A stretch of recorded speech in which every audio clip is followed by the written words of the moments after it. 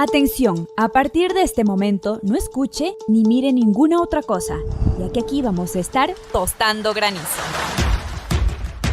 Un podcast que funde la experiencia legal y la vida política con una mirada femenina.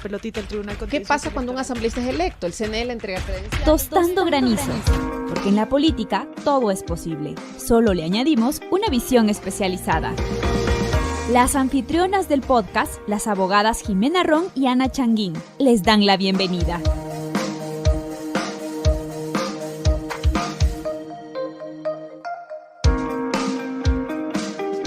Hola a todos, bienvenidos al segundo programa de Tostando Granizo. Ellas hablan de política.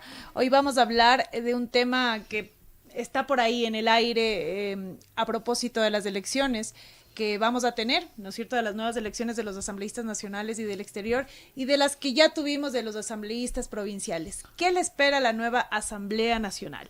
Esta nueva Asamblea Nacional, además que tiene un tiempo cortísimo, un tiempo de 1 año y medio más o menos, ¿qué es lo que puede hacer en este tiempo? ¿Qué es lo que no puede hacer? ¿Cuáles fueron los temas que quedaron pendientes de la Asamblea Nacional pasada? Este trabajo legislativo es un trabajo sumamente importante para el país, es el trabajo de construcción de leyes, de fiscalización, es precisamente el pilar fundamental del sistema democrático. ¿Qué es lo que van a poder hacer esos 137 asambleístas que van a ser electos, ¿no es cierto?, y que van a ser posesionados tentativamente entre enero y febrero del 2024, entendemos, dependiendo de cómo se den estas nuevas elecciones, de acuerdo a la repetición que ya fue ordenada por el Consejo Nacional Electoral.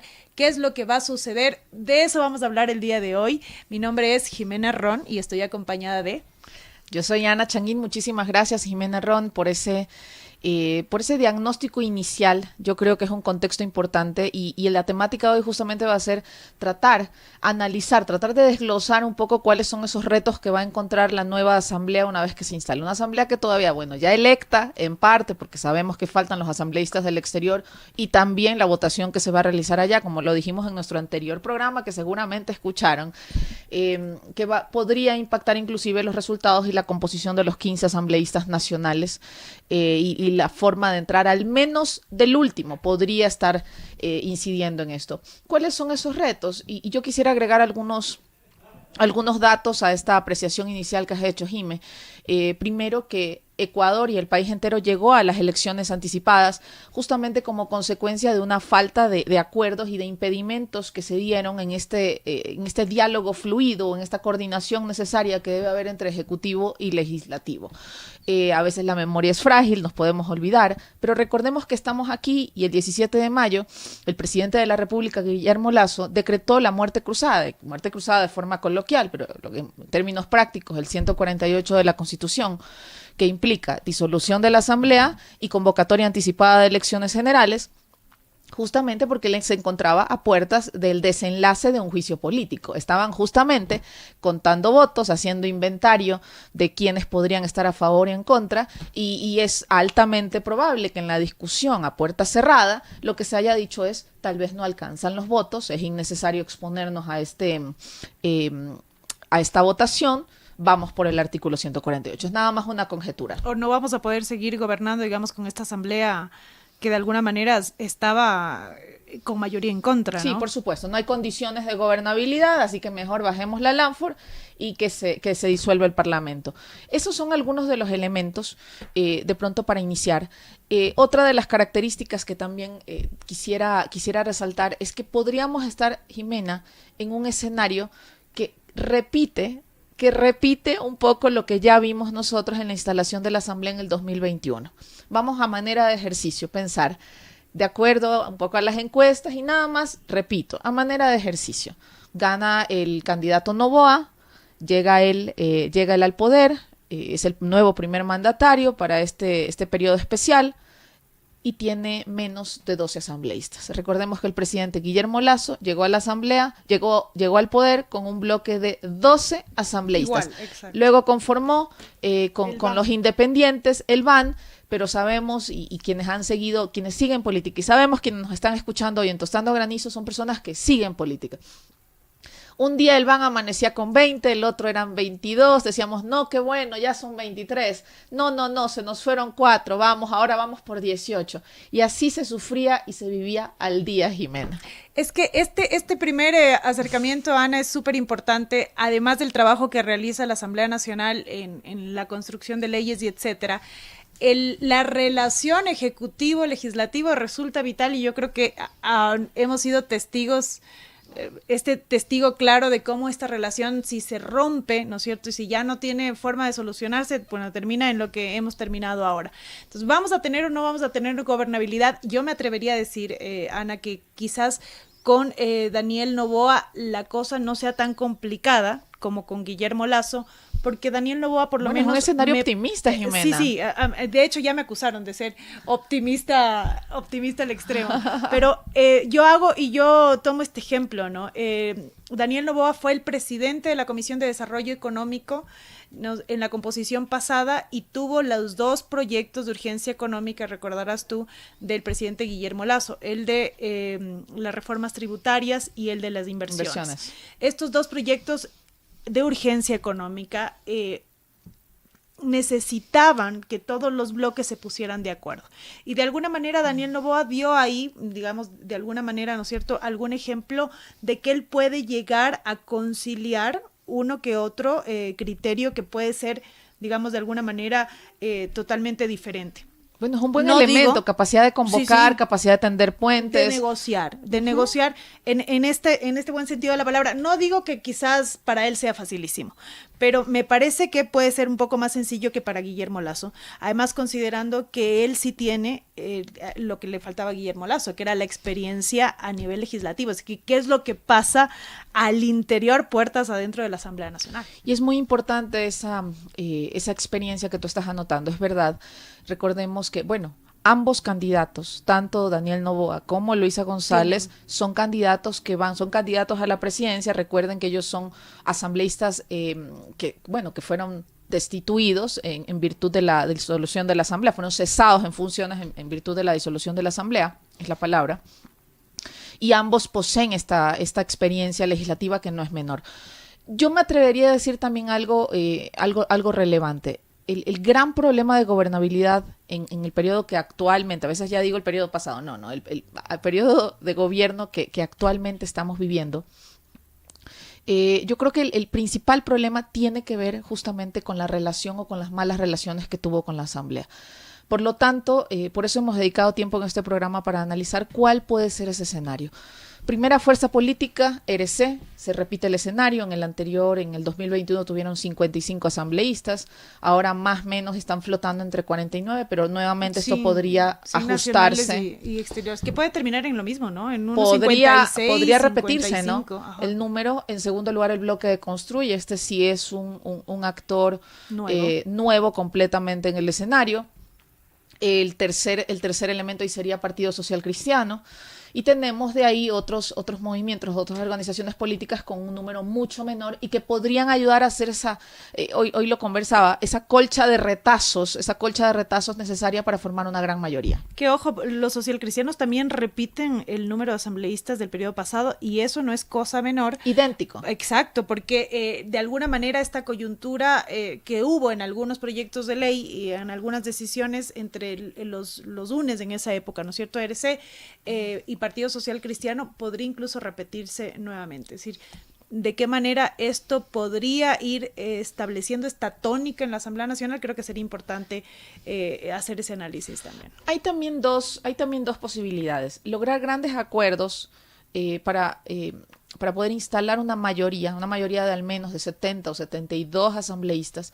Y mucha gente con la que converso me dice, por ejemplo, bueno, pero ahí tienen los asambleístas de Otto, ahí tienen los de Yacu, ahí tiene inclusive lo tiene a Lucio, si se mantiene, si es que no sale de la lista de los asambleístas nacionales, ahí tiene con quién armar la mesa. Bueno, yo quiero decirles que en términos prácticos y en términos de gobernabilidad es mucho más sencillo, y esto es una realidad, es mucho más sencillo llegar a acuerdos con bloques grandes.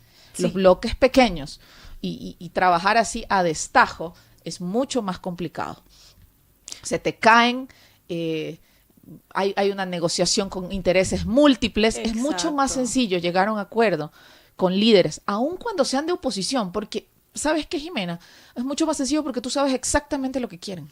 Y yo creo que es importante incluso para, no sé si hablar de seguridad de alguna manera política, ¿no? Haciendo como, emulando el tema de la seguridad jurídica, pero sí hay esta importancia del voto orgánico, ¿no? Es decir, de los que votan de acuerdo al partido y de alguna manera quien hace este análisis, el análisis de cómo va a ir determinada votación, sabes cómo vota, por ejemplo, socialcristianos, sabes cómo vota uno. Predecible. Es predecible, exacto. Mientras que si estás en los movimientos más pequeños o incluso con los independientes, no sabes cómo va a terminar de inclinarse la balanza en determinadas decisiones. Se vive al día, Jimena.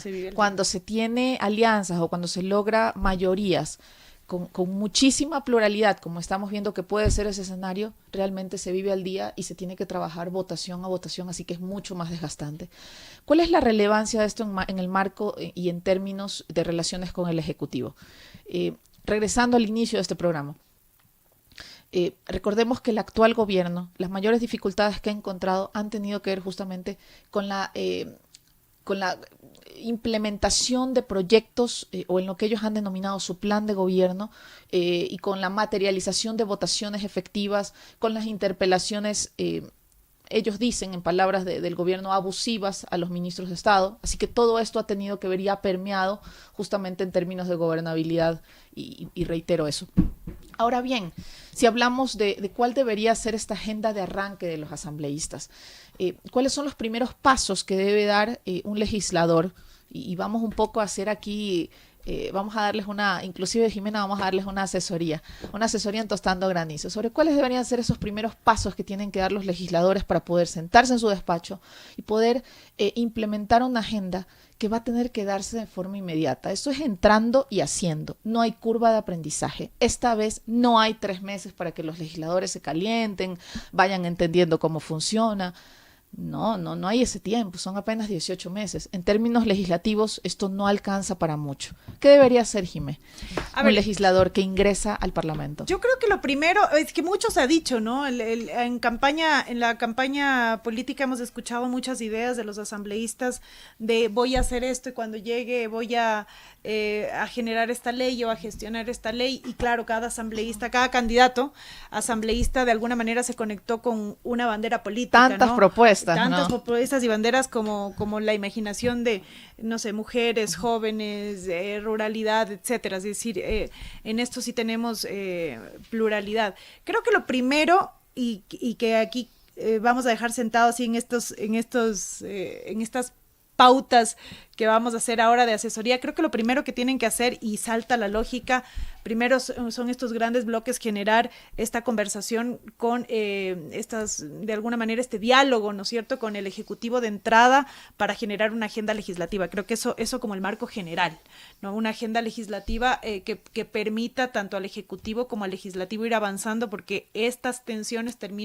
no solamente terminan desgastando esta relación, sino que también terminan desgastando la confianza que tiene la ciudadanía ante estos dos poderes del Estado.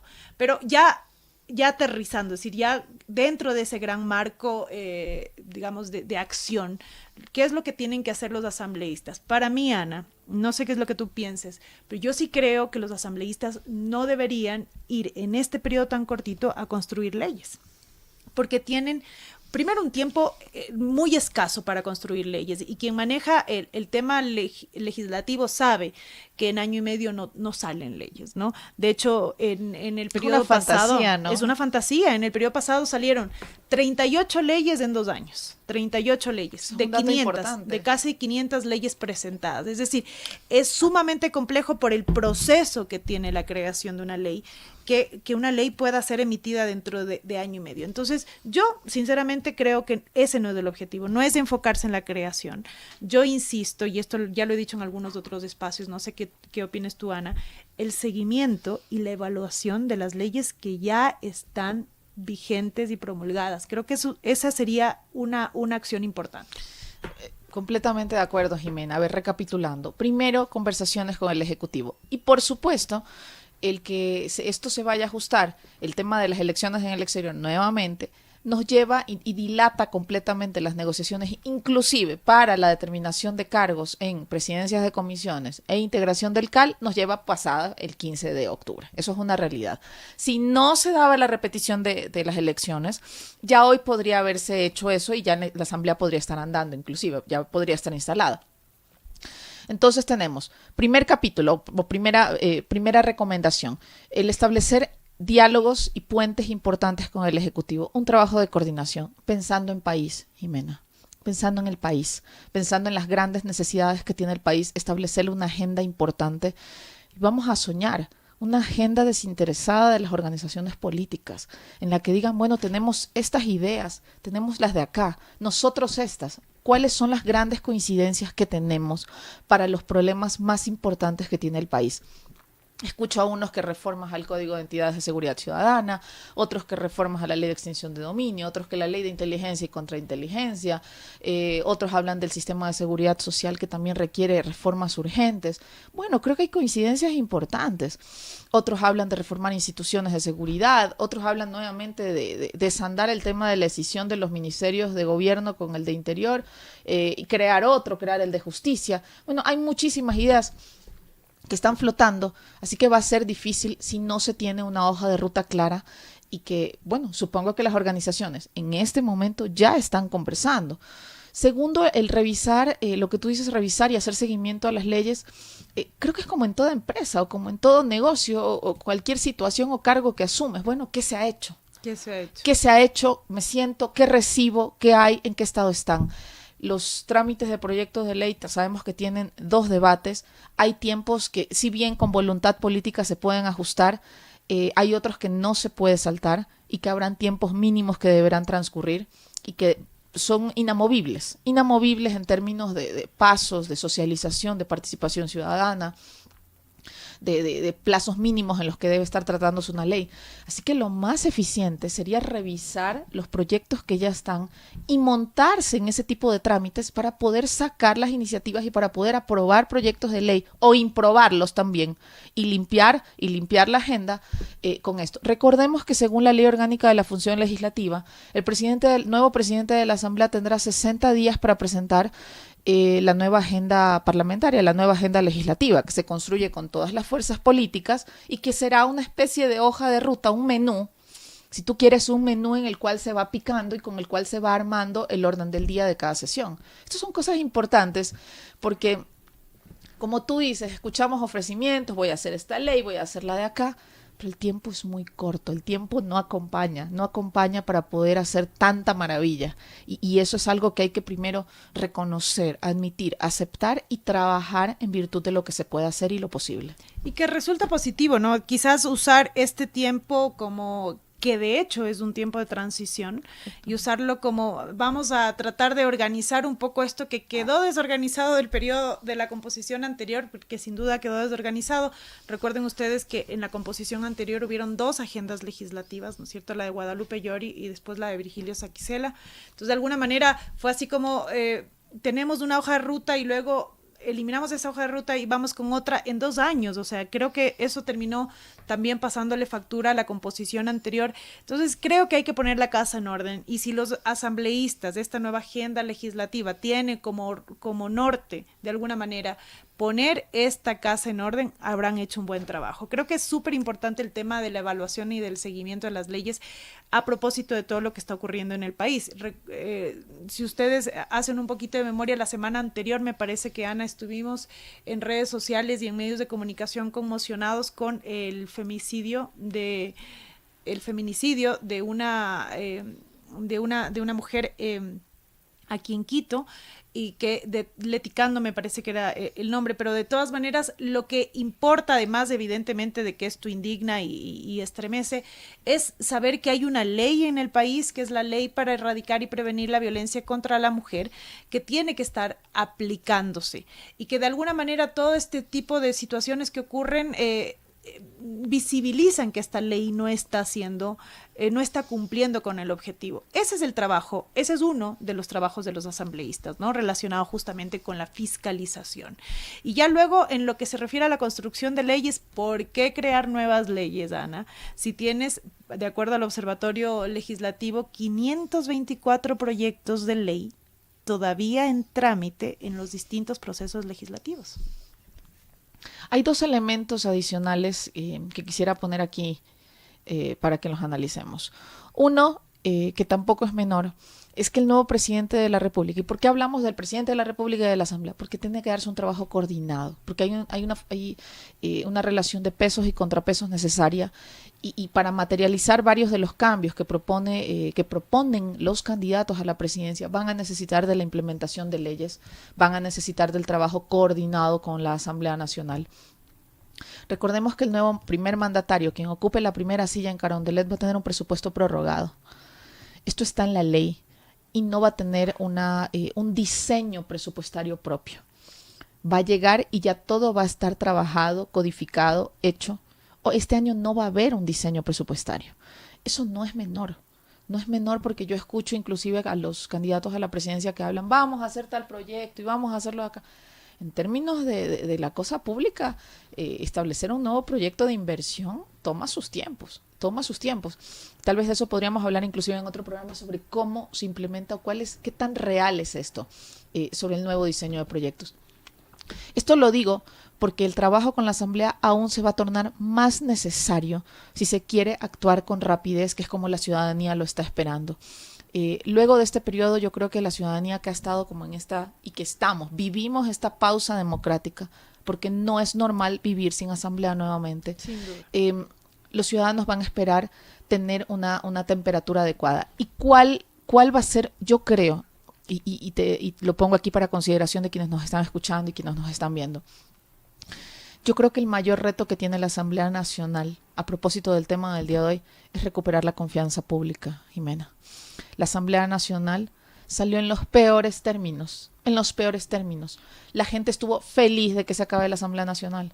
Yo no, pero la gente estuvo feliz de que se termine el Parlamento, de no ver más a los asambleístas en los noticieros, de no ver más actos ridículos, de que se vayan a su casa, de no verles la cara nunca más. Bueno, aunque realmente que me parece que hay al menos 40 asambleístas que están repitiendo periodos. Los que sí los vamos a volver a ver. Los van a volver a ver. Pero sí como institucionalidad, ¿no? Como órgano es que dolió que se vaya. Yo también estuve muy en contra. Correcto, la tienen muy, muy compleja porque van a tener que recuperar la confianza. ¿Y cómo se recupera la confianza? Con trabajo honesto, con trabajo decente, con trabajo eficiente, coordinando, no impidiendo, no entorpeciendo, legislando, fiscalizando también, Jimena. Recordemos, y hemos hablado aquí solamente de la construcción de leyes, pero hay otra, y la mitad de la torta es la fiscalización y el control político necesario. Ya hemos escuchado a las organizaciones políticas que han anticipado que van a entrar a la Asamblea con proyectos de juicio político bajo el brazo. Y esto también va a ser una agenda interesante y va a tomar tiempo en términos de actividad legislativa. El tema de la fiscalización es importante, creo que sí toma el tiempo que es necesario, ¿no es cierto? Pero no tiene que, creo que opacar este otro gran competencia de la Asamblea Nacional, que es precisamente la construcción de normativa. Y esto fue lo que pasó. También creo que parte del saldo negativo de la composición anterior fue que al final de la Asamblea Nacional, recuerden ustedes de la composición anterior, se concentraron mucho en el juicio de Guillermo Lasso y dejaron a un lado muchos proyectos de ley, por eso es que tenemos, digamos, un saldo enorme de proyectos de ley todavía pendientes. Se notó, ¿no? Se notó, por supuesto. Entonces, porque la concentración de las sesiones del trabajo legislativo estuvo, digamos, centrado en el juicio político a Guillermo Lasso. Entonces, de alguna manera, la fiscalización es importante siempre y cuando no sea, evidentemente, persecución. Pero ya tenemos visos de que vamos a tener fiscalizaciones, ¿no? El mismo proyecto de investigación para la muerte de Fernando Villavicencio creo que va a tomar también una parte importante de la concentración de los asambleístas al inicio. Es cierto, va a tener que hacerse un seguimiento y creo que es lo justo, ¿no? En términos de justicia transicional, Creo que es lo justo implementar un mecanismo que, si bien, bueno, sabemos que inclusive la Constitución prohíbe que se cree una comisión para investigar de forma particular cualquier caso, creo que es posible que se cree una comisión para hacer seguimiento de la efectividad o de una investigación neutral, pero como una comisión de seguimiento. Y yo también doy por hecho que eso es uno de los primeros puntos que se van a dar. Segurísimo. Son algunos de los puntos, de los retos que hemos podido mencionar ahora. También hago votos porque la seguridad esté en el top 3 de la agenda de los legisladores. Es necesario implementar, innovar. En ese lado sí creo que es necesario innovar con reformas que ayuden, y en términos de procesos y de institucionalidad ayuden a nuestras fuerzas del orden a poder realizar un trabajo más efectivo, y a la ciudadanía a poder sentirse, por un lado, que las leyes acompañan en estos procesos de implementar seguridad. Son algunos de los puntos, Jimé. Sí, yo creo que estamos ya terminando, y yo creo que para cerrar, Ana, me parece importante recordarles que la Asamblea Nacional es este pilar fundamental, y en eso coincidimos, Ana y yo creo que ustedes con seguridad también, del sistema democrático. Es decir, este país no va a ningún lado en términos de democracia si esa Asamblea Nacional no está ya posesionada y además no está funcionando justamente en estos términos de los que hemos hablado. Y sobre todo, que también la ciudadanía se conecte con la Asamblea Nacional a través de los distintos mecanismos de participación ciudadana que existen. Es decir, si existe un proyecto de ley que les resulta atractivo, interesante, o que de alguna manera genera su atención, ustedes pueden como ciudadanía también participar de los debates al interior de las comisiones de la Asamblea Nacional. Ya les iremos contando un poquito más de esto, creo que en otros podcasts. Súper. Hay un punto que no quería dejar de decirlo, y es reforma constitucional, Jimé.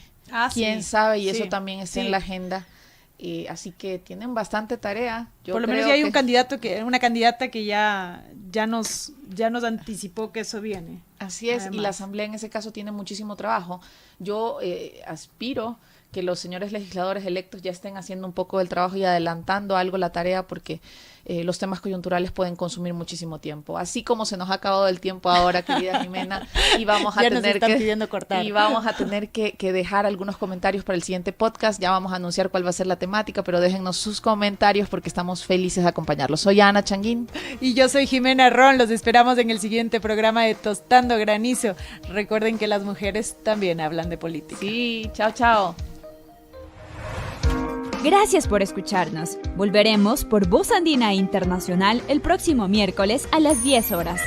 También nos puede buscar en Spotify y en YouTube como Tostando Granizo. Hasta pronto. Felicidades.